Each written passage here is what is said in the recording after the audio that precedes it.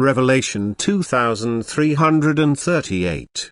From the 16th of May 1942. God himself shakes the minds of men who aspire to him and yet reject his word. It is an unmistakable God-opposing influence when such an obvious gift of God's grace is not recognized for what it is. As the working of God-connected forces, as an expression of God's will. This is all the more regrettable because the spiritual adversity of the time is the reason for God's extraordinary activity, thus it is the reason for the divine gift of grace being conveyed to earth. But humanity does not recognize the necessity of it, consequently it is not aware of the adversity it is in and, since it does not recognize the adversity, does nothing to escape it.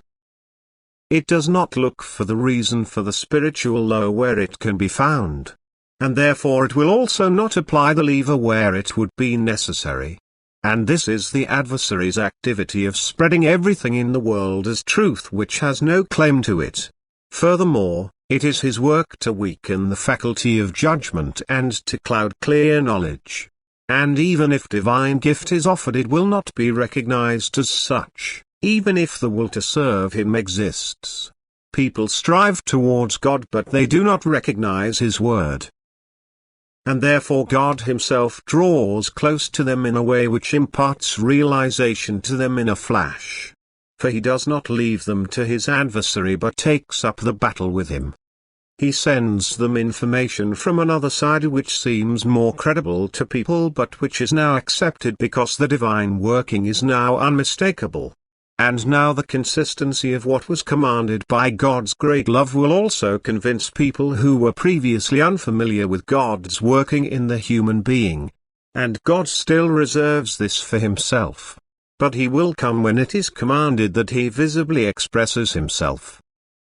He comes when even those people are in danger of going astray and deviating from the truth. And this coming of his is imminent, and it will so shake those people that it will suddenly become bright in them and they will now recognize both the necessity of God's working as well as the working of the adversary. They will become knowledgeable and also overlook the spiritual adversity and God's infinite love which brings help to those who want to come to him.